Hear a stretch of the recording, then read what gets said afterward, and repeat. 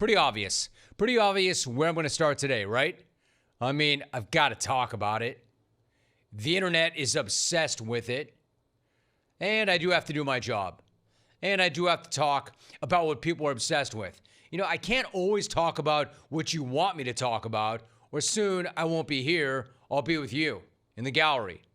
But if everybody's obsessed with it, especially at this level and this level of fame, then there's really no way around it. Like, I can't avoid it. When, for instance, an ass gets this famous, you know I have to talk about it. When a dumper gets this much run, it's going to be a topic on the show, especially when that dumper deserves every single bit of run that he's getting right now. No, I am not starting the show with Travis Kelce proposing to Taylor Swift. No, instead I'm going to start the show with that switch-hitting catcher who's got 50 home runs, obviously. Of course, I'm starting today with Cal Raleigh, a.k.a. the Big Dumper, a.k.a. the dude having the single best season any catcher has ever had in the history of baseball. Tough for me to say when you know I'm an old-school Mike Piazza guy. Sounds like lava, but it's not. He really is having the best season a catcher's ever had. There's nothing hot about that take at all. There's no lava. It's actually ice cold. No primary catcher has ever hit 50 home runs in a season, ever, until the Big Dumper took a nice big dump. You have a big dump in you. On this fastball last night. 3-2. Fly ball driven. Way back there. Left field. Take cover. Number 50. Midway up the second deck. History marches on. For the first time ever, a catcher has hit 50 home runs in a season. It has never been done until right now, until Cal Raleigh. Not only has that never been done, man, check your calendar. It's still August. He's the first catcher with 50 home runs in a season, and he could stop with more than a month left in the year. He's got 50 in 129 games. He's averaging a home run and under every 10 at-bats as a catcher. And the more you dive into the season, the more you realize how historic it really is. As an example, here's something else that has never been done before. No player has ever hit 20 home runs from both sides of the dish in a single season, which seems impossible, right? Until you think about how ridiculous it is. 20 home runs from both sides of the dish in a single season. I mean, of course, that's never been done. It's always fascinating to me. It's always been fascinating to me. This notion of switch hitting, like maintaining two different swings. If hitting a pitch baseball is the hardest thing to do in all sports, imagine having to do it twice or two different ways. Maintaining two different swings. The notion that you could be red hot from one side but ice cold from the other. Red hot from one side, but slumping and looking for a slump buster from the other. Or that you could have way more power from one side or see the ball better from the other.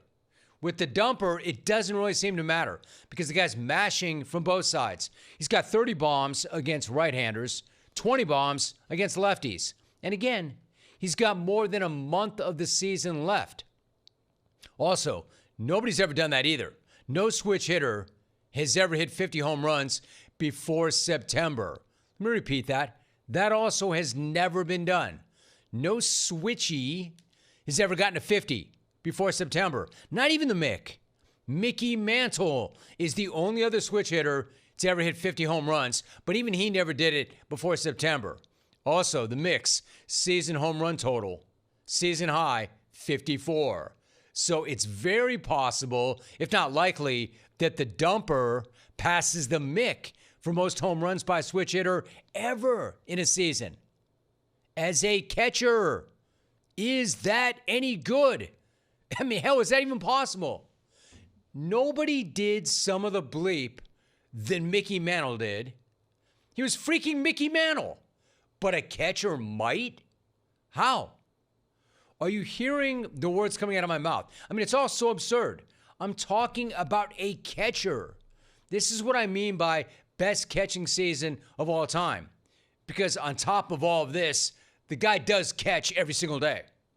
So he's catching every day in addition to big dumping every day. He's involved in every single pitch every single day, and he's responsible for 2 swings, and he's responsible for somehow pulling the garbage Mariners out of years of futility. Oh, one more crazy thing. His home ballpark is also literally the most pitcher-friendly ballpark in all of baseball. Not an opinion, but a fact. There's a stat. Over the past 3 years, games played in Seattle have 9% fewer runs scored than the league average. So imagine if they didn't have the dumper. No, I mean, seriously, imagine where they'd be without the dumper. So it leads to a legitimate question. Who is your AL MVP? Because all summer long, it's been a foregone conclusion that Aaron Judge would repeat as the AL MVP. That Aaron Judge had already run a winning race. The race was already over. But I'm here to tell you right now, it's no longer a foregone conclusion. Judge is no longer Secretariat at the Belmont.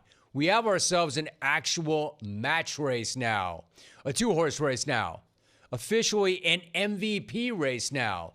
And depending on where you look, Aaron Judge might not even be the betting favorite because there are some books that are giving the nod to the dumper.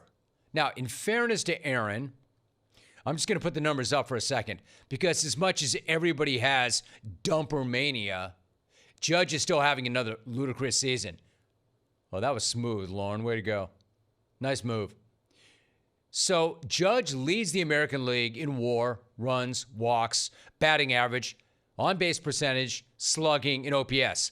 He's got a bigger OPS lead over Raleigh than Shohei has over Kyle Schwarber in the NL. Judge leads all of baseball in batting average by 7 points. Judge also leads all baseball in on-base percentage by 37 points. So in no way do I want to act like this guy's not having anything other than another amazing season, an MVP caliber season. Also, the Yankees without Aaron Judge would also be a complete dumpster fire. I mean, they're already a complete dumpster fire with Judge. So imagine what they'd be like if you pulled him from that lineup. So also on top of all that, I understand there is some Aaron Judge and Yankee fatigue. I get that. But it doesn't mean that what he's not or what he's doing still isn't incredible, because it is. It is. That said, how could I vote against the dumper if I had to vote today? If I had to vote right now, how do I vote against the dude who catches and bats from both sides and is doing it all at a higher level than anybody has ever done it, the Mick included, and he catches? Like, the dude has to manage 2 different swings. He's involved in every single pitch of the game. And again, he's carrying the Mariners on his back in the AL Western race. So if I had to vote right now, I'm voting for the dumper, which is also how you all voted on X. I put up that poll earlier this morning. And the big dumper in a landslide, let's see it. Not even close. 79% to 20%. And the vote is closed. Not even close. In a landslide. Apparently, the MVP race is now the big dumpers to lose. All summer, it was all about Judge. Now it's all about the big dump. Now, plenty of baseball still to be played. Judge could still go on one more tear and rip it back. But one thing is absolutely certain. We have a legitimate AL MVP race, and the big dumper could legitimately win it. But I doubt he really needs an MVP now because he's won the Vedder Cup. I mean, what's more important? The MVP of the league or the Vedder Cup? The first ever Vedder Cup, designed by no less an authority than Eddie Vedder himself, because this apparently is a thing now. Check out the trophy. It's a gold electric guitar designed by Eddie Vedder himself. It goes to the winner of the Mariners-Padres season series, because Eddie Vedder, of course, is from San Diego, but the band was born in Seattle. So now Big Dumpers won the Home Run Derby and the Vedder Cup. Is the MVP trophy next? The Triple Crown. As cool as the Vedder Cup is, to me, there's an obvious missed opportunity right there. I mean, you want to be a rock star, and you already are a big rock star, right? If you're going to be a big rock star, big dumper, you got to smash that guitar.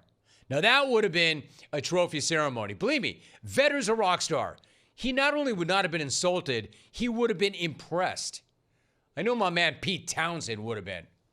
Speaking of hot takes, here's one. Here's your hot take of the day. The Stones or The Who? The Who. All damn day. Aaron Judge or The Dumper? The Dumper. And that's not a hot take. That's just a good take. That's just an accurate take. Who you got? Who's your MVP? I'll play that game with you.